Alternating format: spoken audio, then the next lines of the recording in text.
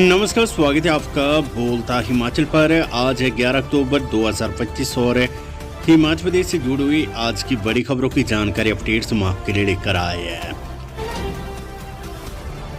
सचिवालय में सभी अफसरों की लगेगी हाजिरी, सुबह 10 बजे पहुंचना होगा कार्यालय, सीएम ने दिए निर्देश।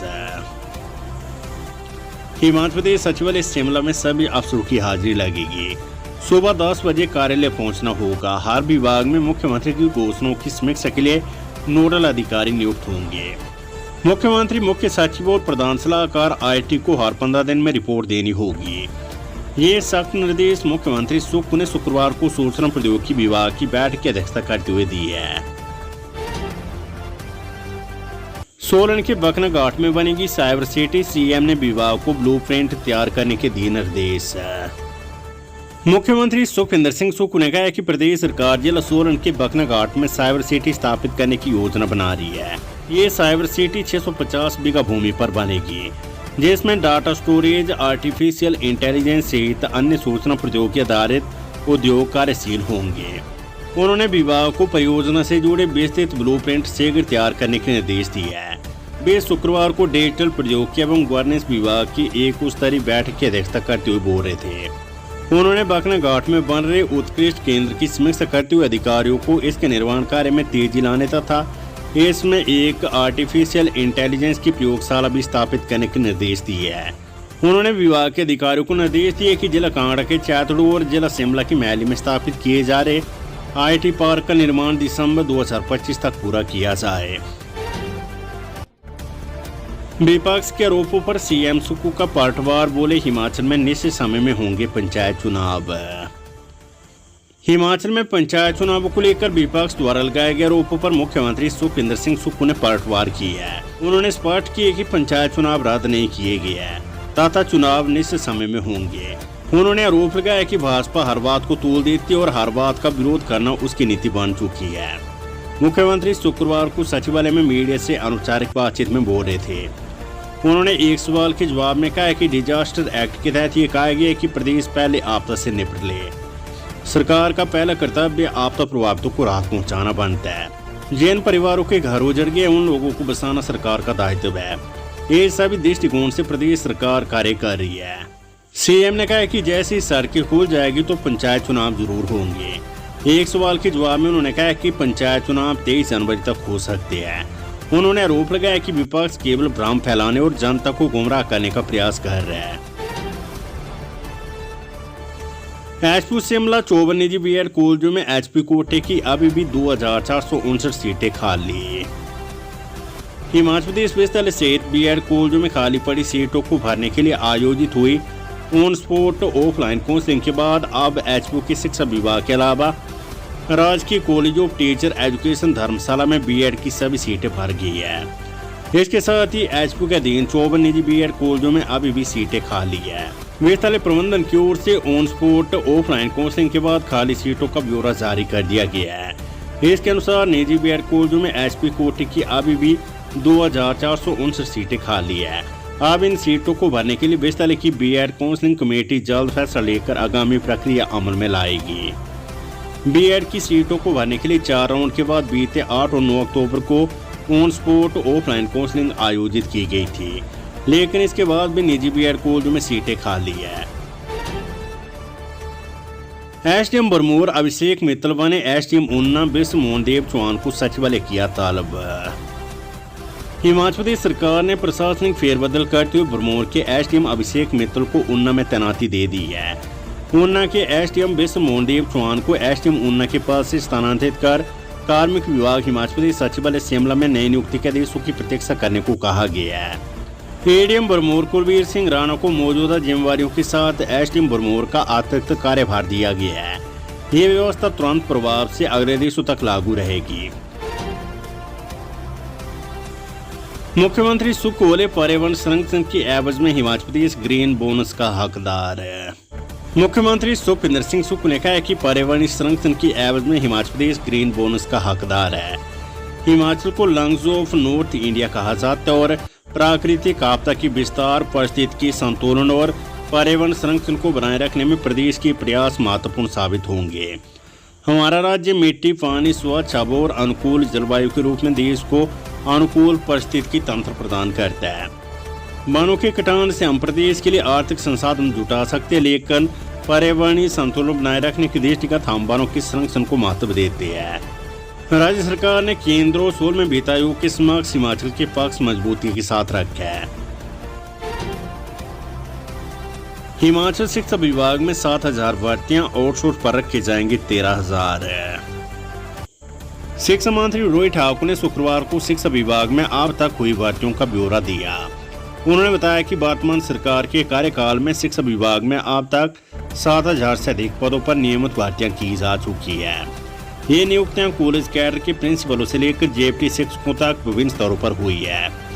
सचिवालय में मीडिया को संबोधित करते उन्होंने बताया कि अब तक 100 से अधिक कॉलेज कैडर के प्रिंसिपलों को पदोन्नत किया गया है, जबकि लगभग 7 से 8 वर्षों बाद पहली बार कॉलेज कैडर के करीब 20 शिक्षकों की नियुक्ति आयोग के माध्यम से नियमित रूप से की गई है। शिक्षा मंत्री ने कहा है कि उच्च शिक्षा विभाग में 527 असिस्टेंट प्रोफेसर के पद पहले ही भरे जा चुके हैं।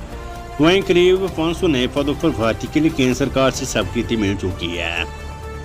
इन पदों को शीघ्र आयोग को भेजा जाएगा ताकि दूर दराज के कॉलेजों में स्टाफ की कमी पूरी हो सके और विद्यार्थियों को लाभ मिल सके। उन्होंने बताया कि स्कूल कैडर में टीईटी के लगभग 700 पद भरे गए हैं, जिनमें टीईटी आर्ट्स के 593 पद, टीईटी नॉन मेडिकल के 405 पद, टीईटी मेडिकल के 410, शास्त्री के 205, लैंग्वेज टीचर के 175, ड्राइंग मास्टर के 144, जेएफटी के 1835 और वोकेशनल टीचर के 1000 पद शामिल है।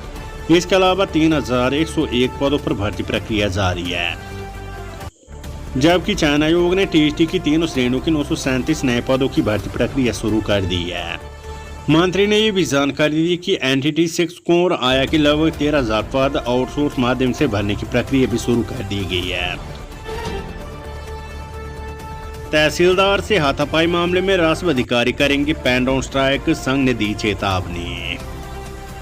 अंतर्राष्ट्रीय कुल्लू दशहरा मेला के दौरान तहसीलदार हरि सिंह यादव के साथ ड्यूटी के दौरान हुए दुर्व्यवहार और हाथापाई करने वाले देवता के हरियाणा को गिरफ्तार न करने पर हिमाचल प्रदेश राजस्व अधिकारी संघ ने कड़ा रुख अपना लिया है और प्रदेश सरकार को अल्टीमेटम दिया कि अगर 2 दिन के भीतर हाथापाई करने वाले आरोपियों को गिरफ्तार नहीं किया गया तो प्रदेश में सभी राजस्व अधिकारी 13 और 14 अक्टूबर को पेन डाउन स्ट्राइक पर रहेंगे। अगर फिर भी इस मुद्दे पर सरकार ने कोई त्वरित कार्यवाही नहीं की तो उस स्थिति में सभी राजस्व अधिकारी 15 अक्टूबर से सामूहिक अवकाश पर जाएंगे। हिमाचल प्रदेश राजस्व अधिकारी संघ के अध्यक्ष एवं तहसीलदार जुंगा नारायण सिंह वर्मा ने कहा है कि इस गंभीर मामले को लेकर शुक्रवार को संघ के पदाधिकारियों ने मुख्य सचिव संजय गुप्ता से भेंट कर उन्हें ज्ञापन सौंपा है। पालमपुर में ओवरटेक करी बस ने बाइक को मारी टक्कर, पिता की मौत, बेटा घायल। पालमपुर के मारना में हुई एक सड़क दुर्घटना में एक व्यक्ति की मौत होगी। हादसा एग्रो पेट्रोल पंप के पास हुआ, जहां एक निजी बस ने ओवरटेक करने के चक्कर में एक मोटरसाइकिल को अपनी चपेट में ले लिया। इस हादसे में बाइक पर पीछे बैठे पिता की मौके पर ही दर्दनाक मौत होगी, जबकि बेटे को चोटें आई है। बिलासपुर बस हादसे के बाद जागा प्रशासन, जंडोता में 15 दिनों के लिए रात में बंद रहेगी 2 खतरनाक सड़कें। बिलासपुर जिला में भल्लू पुल के पास भूस्खलन के कारण हुए बस हादसे के बाद जिला प्रशासन ने सख्त कदम उठाए हैं। झंडोता उपमंडल में हादसों की पुनरावृत्ति को रोकने के उद्देश्य से 2 प्रमुख और खतरनाक सड़कों को 15 दिनों के लिए रात के समय बंद रखने का निर्णय लिया गया है। एसडीएम झंडोता द्वारा जारी आदेशों के अनुसार गुमारबी, सैतलाई और झंडोता बड़ोली कला सड़कों पर शाम 6 बजे से सुबह 7 बजे तक वाहनों की आवाजाही पूरी तरह से प्रतिबंधित रहेगी। ये फैसला लोकमान विभाग के उस अनुरोध पर लिया गया है जिसमें विभाग ने इन सड़कों की खस्ता हालत और भूस्खलन के खतरे का हवाला दिया था। सिरमौर में रिश्वत देने और लेने पर दोनों के खिलाफ केस दर्ज। राजगढ़ क्षेत्र की ग्राम पंचायत सैर जगास में रिश्वतखोरी का एक बड़ा मामला उजागर हुआ है। इस मामले में रिश्वत देने और रिश्वत लेने वाले दोनों पर ही पुलिस ने केस दर्ज किया है। जानकारी के अनुसार स्थानीय पुलिस ने भी भूमि बंटवारे से जुड़े एक मामले में 1 लाख रुपए की रिश्वत लेने के आरोप में पटवार वृत्त पवियाना के पटवारी के खिलाफ भ्रष्टाचार निरोधक अधिनियम के तहत प्राथमिकी दर्ज की है। यही नहीं, पुलिस ने रिश्वत देने वाले सैर जगास निवासी राजेश कुमार के विरुद्ध भी संबंधित अधिनियम के तहत केस दर्ज कर लिया है। चंबा में कॉलेज के नए भवन में चिट्टे के साथ पकड़ा डुलोजी का युवक। पुलिस ने सरोज स्थित मेडिकल कॉलेज के नए भवन के पास एक युवक से 2.7 ग्राम चिट्टा बरामद की है। आरोपी को मौके पर ही गिरफ्तार किया गया है। सदर थाने में मुकदमा दर्ज कर आगामी जांच शुरू कर दी है। पूछताछ में युवक की पहचान अजय कुमार पुत्र ज्ञानचंद निवासी डुलोजी के तौर पर की गई है। आय से अधिक संपत्ति मामले में असिस्टेंट ड्रग कंट्रोलर निशांत सरेन को ईडी ने किया गिरफ्तार। प्रवर्तन निदेशालय ईडी ने स्वास्थ्य सुरक्षा और विनियमन विभाग के असिस्टेंट ड्रग कंट्रोलर निशांत सरेन को गिरफ्तार कर लिया है। निशांत सरेन के खिलाफ आय से अधिक संपत्ति का मामला दर्ज किया गया है। मामले में प्रवर्तन निदेशालय शिमला विंग ने सरेन को पूछताछ के लिए तलब किया था। गिरफ्तारी के बाद शुक्रवार को सरेन को ईडी की विशेष कोर्ट में पेश किया गया। हिमाचल भाजपा अध्यक्ष राजीव बिंदल के बड़े भाई दुष्कर्म केस में गिरफ्तार 25 वर्षीय युवती ने लगाया आरोप। दुष्कर्म मामले में पुलिस ने हिमाचल प्रदेश भाजपा अध्यक्ष डॉक्टर राजीव बिंदल के बड़े भाई राम कुमार बिंदल को गिरफ्तार किया है। 25 वर्षीय युवती के आरोप और शिकायत के आधार पर पुलिस ने यह कार्रवाई की है। कुल्लू में महिला को अश्लील संदेश भेजने पर केस दर्ज। मनाली पुलिस थाना के तहत महिला को मोबाइल फोन पर अश्लील संदेश भेजने पर आरोपी के खिलाफ मामला दर्ज किया गया है। पुलिस के अनुसार महिला ने शिकायत में आरोप लगाया कि आरोपी प्रेमचंद्र ने उसे मोबाइल पर अश्लील मैसेज भेजे और अश्लील बातें की। डीएसपी मनाली केडी सब ने कहा कि पुलिस ने शिकायत के आधार पर आरोपी के खिलाफ मामला दर्ज कर छानबीन शुरू कर दी है। खबर चंबा से बेरोजगार युवाओं को रोजगार का सुनहरा मौका। 15 से 17 तक होंगे कैंपस इंटरव्यू।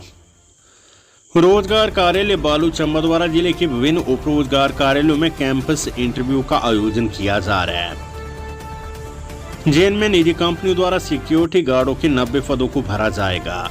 जिला रोजगार अधिकारी अरविंद सिंह चौहान ने बताया कि सिक्योरिटी और intelligence service India limited RT Hamirpur द्वारा ये कैंपस इंटरव्यू आयोजित किए जाएंगे। उन्होंने बताया कि 15 अक्टूबर को जिला रोजगार कार्यालय बालू चंबा, 16 अक्टूबर को उप रोजगार कार्यालय 30 और 17 को पंचायत करपुर मोड़ में कैंपस इंटरव्यू का आयोजन किया जाएगा। कोविड में अनाथ हुए विद्यार्थियों को सीएम करवाएगा यूपीएससी की निःशुल्क कोचिंग।